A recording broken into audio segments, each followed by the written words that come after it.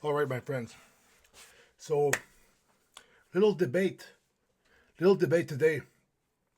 So, I was wondering, what is more dangerous slash addicting, and what kills more people, sugar or alcohol?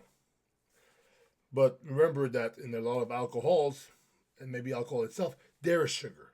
So let's just keep that out of the way, and let's just go like in the mind altering substance that alcohol is versus the sweet tasting substance that sugar is, that also alters your mind in a way, because there is a dopamine response when you eat sugar. All right, so I just stabbed my own eye with my hammer earlier, so yeah, if I look weird, I have a solution for this. Oh yeah, there we go. Oh shit, this is it. I got it. I got it.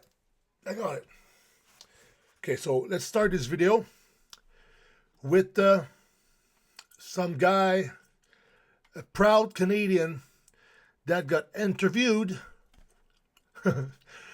about the new drinking guidelines, because they removed from 2 drinks a day to 2 drinks a week, which is, in my opinion, very reasonable. Because 2 drinks a day can go out of hand pretty quick, if you know what I mean. So let's hear what this guy has to say.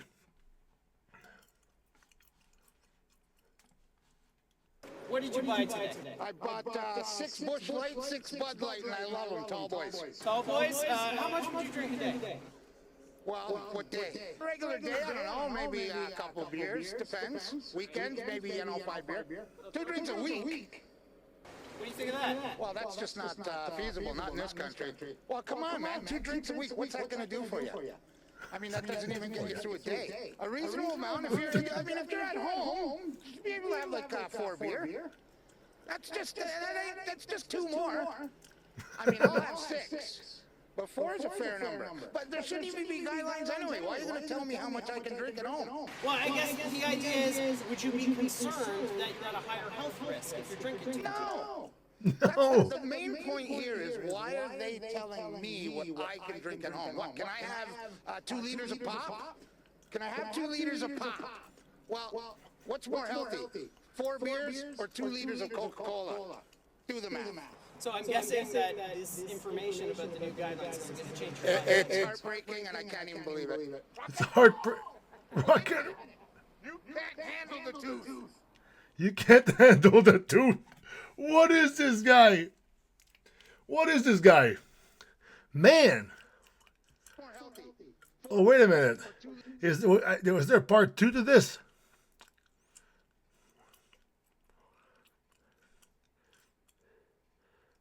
And he was in a big interview. Can I have 2 liters of pop? Well, what's more healthy? 4 beers or 2 liters of Coca-Cola? Do the math. It's Taz and Jim, and I think we've tracked down the 2-liter pop guy. Dino, is it really you? Yeah, that's me. What a ride you're on here now, bud. Oh, it's crazy. Anyways, okay. So, the guy kind of made a point. What's more healthy? 2 beers or 2 liters of pop? Do the math. Do the math. All right, so I have some information here. I have some data. Some sweet, sweet data. So I was wondering how many people alcohol kills. So here, according to the World Health Organization, an estimated 3 million deaths globally in 2016 were attributed to alcohol, representing 5.3% of all deaths are alcohol related. It includes death from both short term, like accidents, I guess, and violent crimes, and long term effects of alcohol use, such as accidents, injuries, and chronic diseases.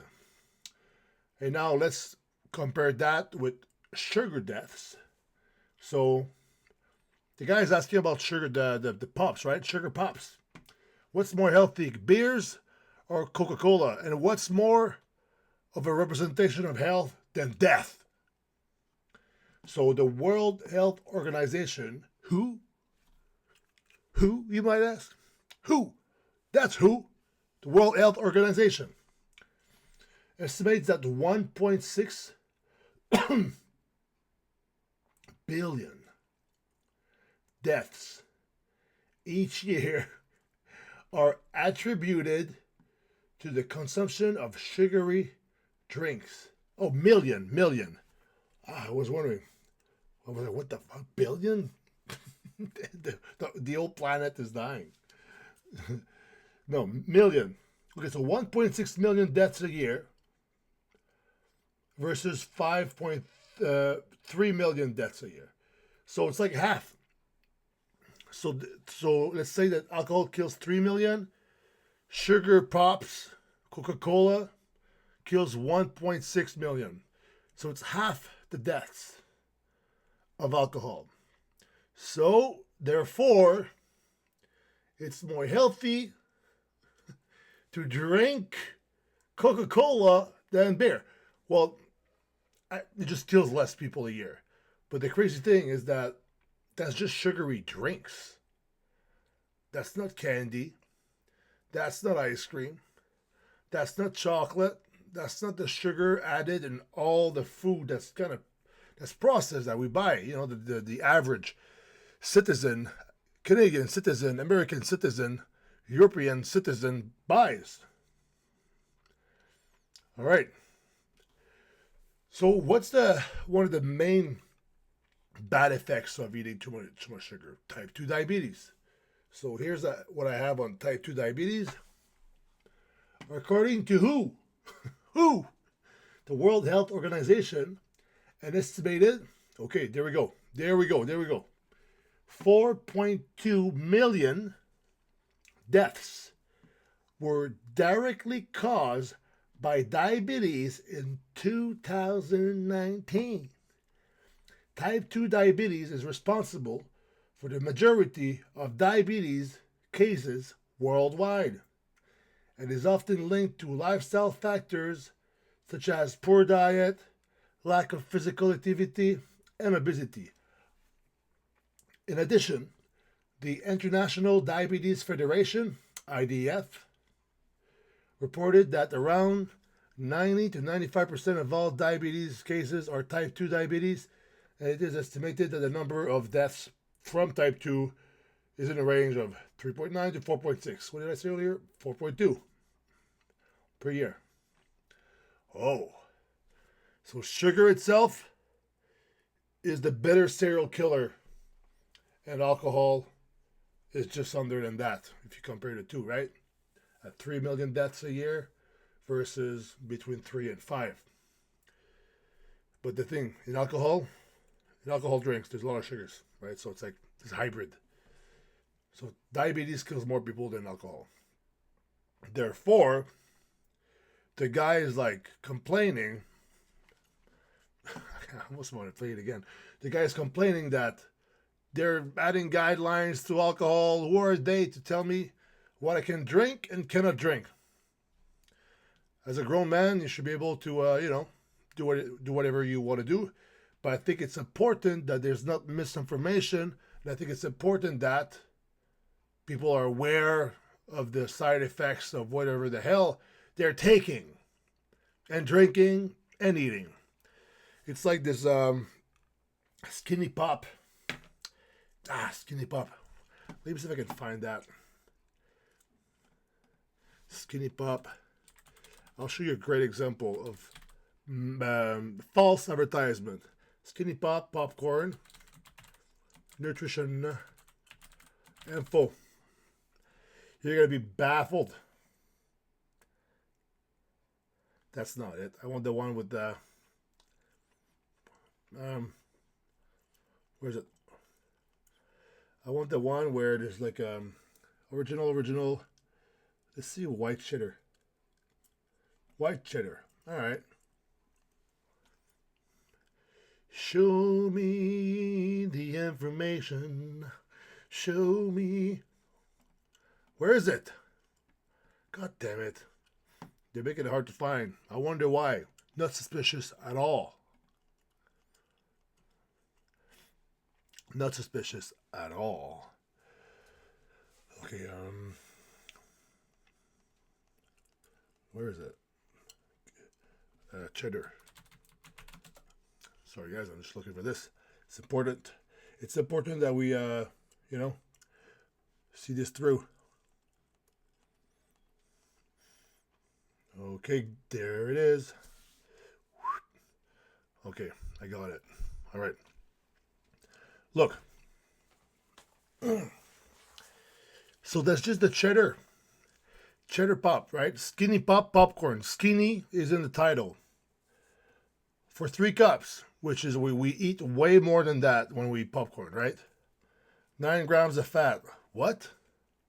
What kind of fat? Then you kind of scroll down here. Sunflower oil. It's like a seed oil. Uh-oh. You're not good. There's only 1 gram of saturated fat. So the rest is like, it's not mono or poly because they would put that there because it's good for you, right? So it's some weird processed fat, seed oil fat. And then carbs. 15 grams of carbohydrate. 2 grams of fiber. All right. Total sugar, 0. All right. So it's just like it's the corn. But the crazy thing is the fat here. So 4.4 serving per container. Let me, where's the calculator here? There it is.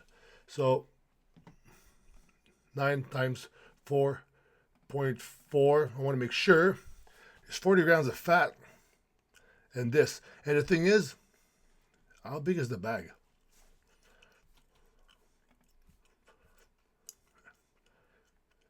White cheddar skinny puff. So how big is this bag?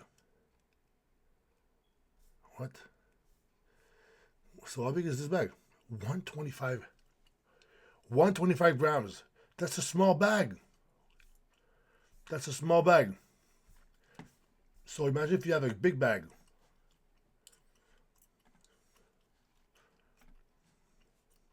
So, man, I need better Wi-Fi than this. It's freaking me out. Oh, they're hiding it again. Pieces of shit. Anyway, oh, there it is.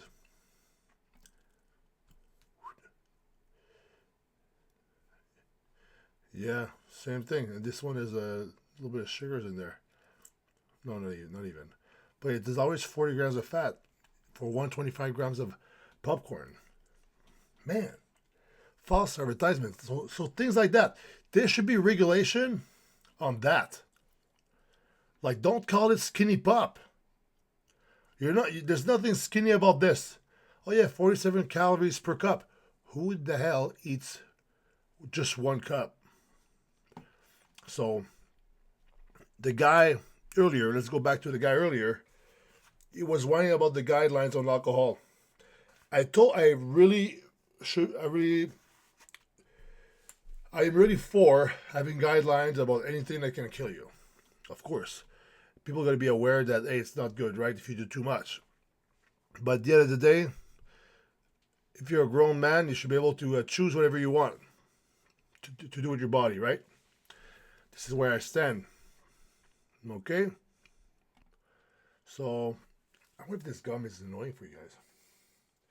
We'll see. I'll put it there, out of camera. Now, let's go into the addiction part of the things, right? Sugar addiction. Sugar activates the reward pathways in the brain, releasing dopamine, which can lead to feelings of pleasure and reward. Consuming sugar regularly can lead to changes in the brain's reward pathways, making it difficult to stop consuming it, similar to how drugs of abuse work. Studies have shown that sugar addiction can lead to withdrawal symptoms such as anxiety, fatigue, and irritability when sugar intake is reduced or stopped. Just like drugs. It's like the instant reward. It's like, oh, you do something, right away there's a response. That's how you get addicted to stuff. If you do something and the response is like way later, the brain won't register that. The brain is like things are like very efficient, very quick. That's why bodybuilding is like really hard. It's a journey of long and delayed gratification. It's the opposite of like drugs. I've always said that. Drugs is, I don't want to suffer now. I'll deal with the suffering and the consequences later. Whatever, I won't deal with them. I want to feel good now. Consequences later, feel good now. Bodybuilding, suffer now, make sacrifices now, discipline now, and reward maybe way later. So it's delayed gratification. Work hard now, reap what you sowed later if you really did it well for a long time. So this is where the difference is at. This is why it's so rewarding once you accomplish, like when you win a show or you do a contest prep, or you think that you're been training for weeks and weeks and weeks on end, then you finally finish what you said you were going to do in your mind. Maybe you win, maybe you don't, but you've done it. That's rewarding. Drugs, it's rewarding right away, like chemically, so, and then because it's like that, the brain will want to do it again and again and again and again, and then you won't think right. You'll be high, you'll make bad decisions, and you might lose everything. Like I did in the past, but came out of it. So sugar can do the same thing. It feels good right now, and then boom, you're killing yourself. You're fat, you're overweight, you got type 2 diabetes, and you got high blood sugars, and it's a nightmare. So, yeah, so we know that sugar is very addictive. So let's see about alcohol. Alcohol addiction. Alcohol, on the other hand, is a depressant drug that affects the brain's ability to communicate between cells. It is a powerful psychoactive substance. That's what people don't understand. Alcohol is a drug, period. That can lead to addiction. Alcohol addiction is characterized by compulsive alcohol use despite negative consequences, such as problems with physical and mental health, relationships, and work. But the mental health, relationships, and work, that could also be the sugar. Sugar can, if somebody sees that you're destroying yourself with anything, they're going to be really upset if they care about you, right? And that will tarnish the relationship they have with you. Alcohol addiction is a chronic disease in which the brain's reward, stress, and self-control systems are altered by the alcohol. So it's just as addictive. Because here it said it changes the brain's reward pathways, and then with the addiction, with alcohol, it says it in which the brain reward stress is altered. So they both alter the brain in a very negative way that makes you addicted to it. So the number of obese people in the USA in 2018 and 19, here's what I found on that. Obesity is a major public health concern in the United States. According to data from the Centers of Disease Control and Prevention, CDC, the prevalence of obesity among adults in the United States was 42.4%. So 42.4% are obese in the United States. I guess they use it, yeah. So this means that over 1/3 of adults in the United States have a body mass index BMI of 30 or higher. So I'll pause right here. So because my weight is very high for my height compared to the average person, I am also obese technically. But I don't think the people who are super jacked really like altered those data, right? I'm really curious how much like bodybuilders are like, how many percentage of obese people in there, the 42% are bodybuilders? Maybe like 0.3%. Additionally, the CDC reports that the prevalence of obesity among children and adolescents aged 2 to 19 in the United States was 18.5%. 2015, so 1/5 of teenagers. That's not good future is bleak with these people. And now I was curious about alcohol. So there's 42% of Americans, they're fat. They're obese. Okay?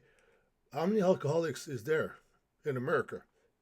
According to the NSDUH, the National Survey on Drug Use and Health, data from 2019, an estimated 14.5 million adults aged 18 or older had alcohol use disorder in the past year, which represent about 5.8% of the U.S. population. Oh, so 1 out of 20 people had a alcohol abuse problem in the past year in America, which is 1 out of 20 versus 1 out of 3. Sugar kills, sugar wins the game. You know, this number includes both moderate and severe form of alcohol use and disorder.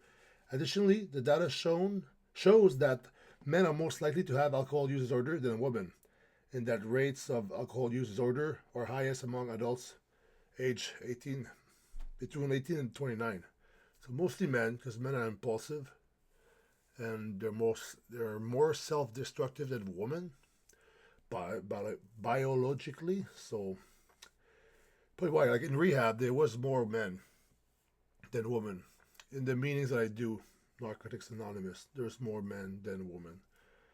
I think addiction, just guys are more reckless. They just give less of a shit about themselves than women, I think. From what I've seen, my own experience. So, wow. That's crazy, right? So I think sugar kills way more people than alcohol. Obesity is way more prevalent than alcoholism in the United States. And there's more, that's just crazy. And they're both as addictive. But I think people don't, it's more sneaky. Like if you're addicted to sugar, yeah, you'll be fat. But people, if they see you and you're fat, they won't be like, oh, he's addicted. He's an addict. They won't say that. They're going to say like, oh, he's fat, lazy, and things like that, right? They will judge people like that, which is not good. I mean, it's not helping the situation, you know? I mean, good old fat shaming can work sometimes with some guys, but not with women. I mean, you shouldn't fat shame people. But I know for a fact, when somebody tells me something I'm doing wrong, that I know I'm doing wrong, and I've been kind of putting it on the side of on the back of my mind a little bit, makes me angry. Makes me angry.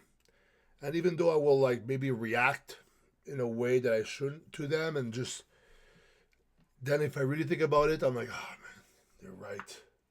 And then it puts a fire under my ass, and I'm more prone to making the steps to change if somebody talks shit to me and points out the things I'm doing wrong when I know they're wrong.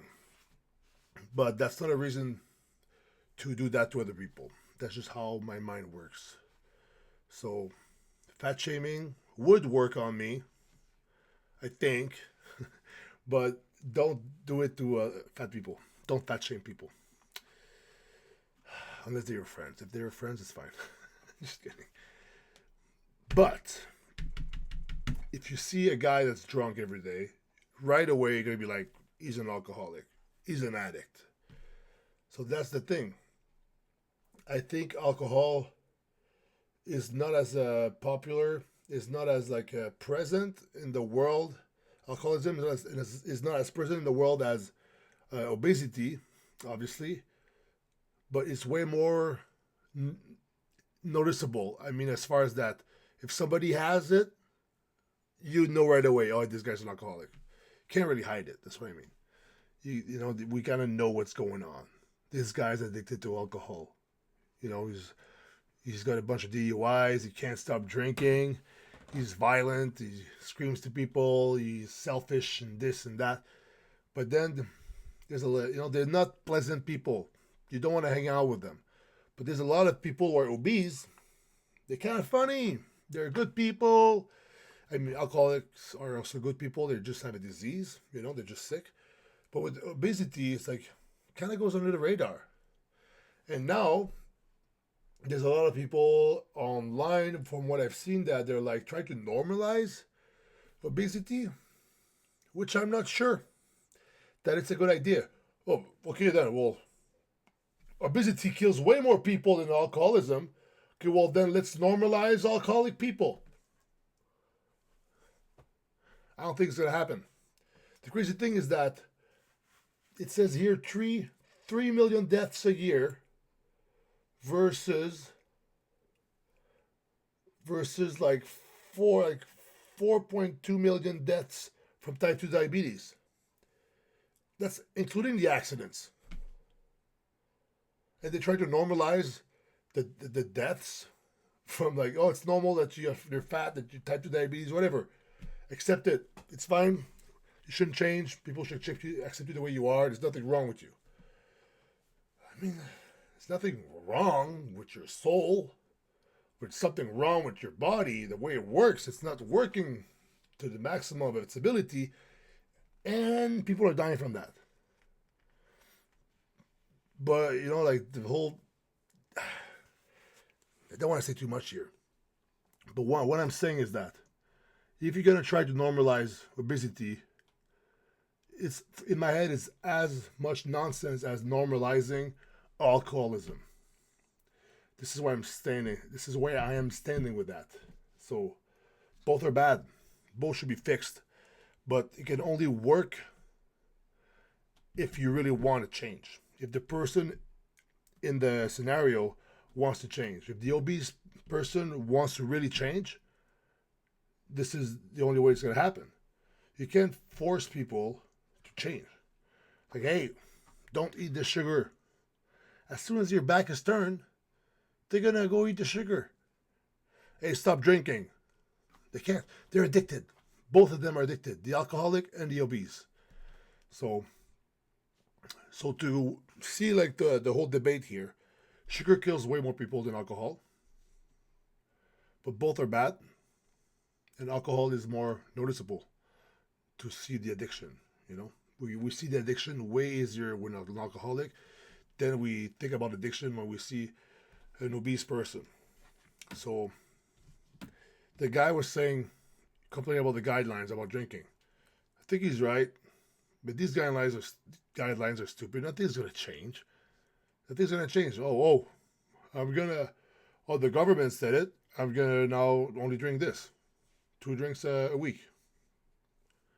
Okay, but the guy's right. What is the government saying about sugar? Nothing. They have Skinny Pop over there. They got fat-free this and that that's full of sugars. That's the crazy thing. When you buy something that says fat-free and there's a bunch of added sugars, doesn't make sense. So make sure you watch the nutritional information in the back of the products and you look on the ingredients, see where all the stuff is coming from. Very important. So on that note, I hope you guys enjoyed the video. That was a good debate within myself. Hope you guys enjoyed it. And if you want more debates on different things, send them my way. I'll debate, I'll research, and I'll come up with my own theory for things. Until next time. See ya. And remember that sugar is not the cure. Alcohol is certainly not the cure. You know what is the cure? The pump is the cure.